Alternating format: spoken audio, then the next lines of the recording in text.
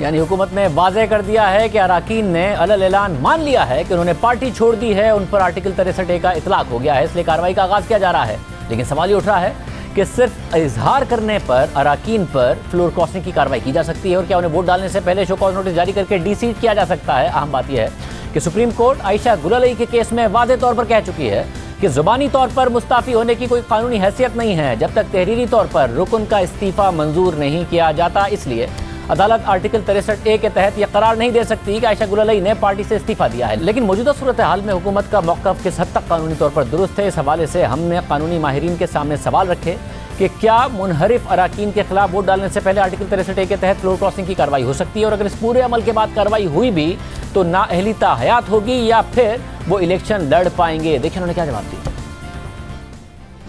नहीं, देखिए, खिलाफ वोट देना जो है वो एक मुख्तलिफ बात है, पार्टी से रिजाइन कर देना एक मुख्तलिफ बात है। इन लोगों ने पार्टी से रिजाइन तो नहीं किया, उनका ये कहना है कि वो जाहिर है अपनी जो भी वजूहात बताते हैं उनकी बुनियाद पर वो एक खास तरीके से वोट करना चाहते हैं, अपनी पार्टी के वजीर आजम के खिलाफ वोट करना चाहते हैं। तो ये मामला बिल्कुल ऐसा नहीं है कि उन्होंने पार्टी से रिजाइन कर दिया हो, इसलिए 63A(1) का यहाँ इस सूरत पे कोई इतलाक नहीं है। आइन इजाजत देता है एक अमल की और कहता है कि अगर ये अमल करोगे तो फिर तुम्हें इस तादीबी कार्रवाई का सामना करना पड़ सकता है।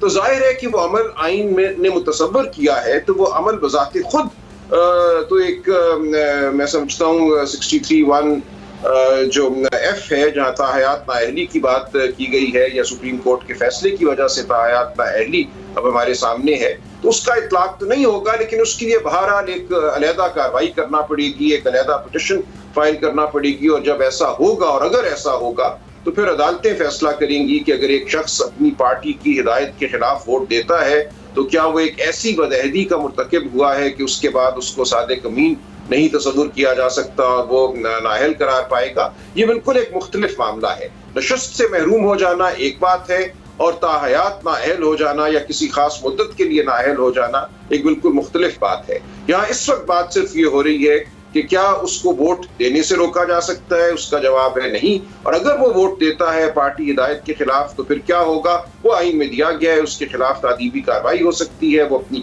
नशस्त से महरूम हो सकता है। या ताहयात नाअहली का कोई जिक्र नहीं है। जब से ये नो कॉन्फिडेंस का मामला शुरू हुआ है, हुकूमत के वज़रा आइन की वाज़ेह प्रोविजन की ख्वाहिशात पे मबनी सियासी तशरीह कर रहे हैं। मेरी नजर में देखिए 63A(1)(a) जिसका वो हवाला दे रहे हैं, वो कहता है कि अगर आपने पार्टी से रेजिग्नेशन दे दिया हो या रिजाइन कर दिया हो, अब इसकी तशरीह जो है वो सुप्रीम कोर्ट ने ऑलरेडी कर दी है। आयशा गुललई वर्सेस इमरान खान में उन्होंने कहा है कि स्पीचेस में, स्टेटमेंट्स में अगर आप कह भी दें कि हमने रिजाइन कर दिया है, वैसे यहाँ पे मुझे नहीं मालूम किसने कहा है कि हमने पार्टी से रिजाइन कर दिया, लेकिन सुप्रीम कोर्ट ने कहा अगर आपने वर्बली कह भी दिया है वो नाकाफी है, आपने पार्टी हेड को रिटन रेजिग्नेशन देनी है, फिर 63A(1)(a) जो है वो किक इन कर सकता है। दूसरी अहम चीज ये है कि प्रोसीजर वही होगा, जो पार्टी हेड है वो डिक्लेरेशन शो कॉज के बाद स्पीकर को देंगे, स्पीकर आगे इलेक्शन कमीशन को देंगे और इलेक्शन कमीशन जो है वो 30 दिन के अंदर अंदर फैसला करेगा डी सीटिंग का। आप डी सीट होते हैं उस वक्त के लिए और आप फिर इलेक्शन लड़ सकते हैं और यही प्रैक्टिस भी रही है। तो इस पे क्योंकि एक हमने पहले देखा था कि सुप्रीम कोर्ट ने 62(1)(f को लाइफ टाइम डिस्क्वालिफिकेशन की तरह इंटरप्रेट किया था, तो देखते हैं सुप्रीम कोर्ट यहाँ क्या कहता है। लेकिन मेरी नज़र में पास्ट प्रैक्टिस भी यही रही है और इसमें 62(1)(f की अगर आप कंपेयर करें यहाँ पे उसमें शायद गुंजाइश कम है, क्योंकि सिर्फ ये लिखा है कि आप अपनी सीट लूज कर देते हैं, ये नहीं लिखा कि आप हमेशा के लिए डिस्क्वालीफाई हो सकते हैं या आप आइंदा भी इलेक्शन नहीं लड़ सकते। मैं नहीं समझता कि ये मुमकिन है जब तक कि वो वोट कास्ट ना कर दे खिलाफ, क्योंकि अगर किसी ने इंटेंशन का इजहार भी किया है तो कोई चीज और माने नहीं है कि वो उस वक्त तक अपना माइंड ना चेंज कर ले और वोट खिलाफ ना डाले।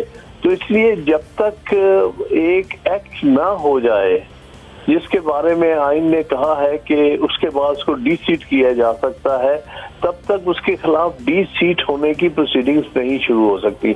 एक बात मैं क्लियर करना चाहता हूं कि लफ्ज डिस्क्वालीफाई गलत इस्तेमाल हो रहा है। आर्टिकल 63A में डिस्क्वालिफिकेशन की कहीं बात नहीं हुई।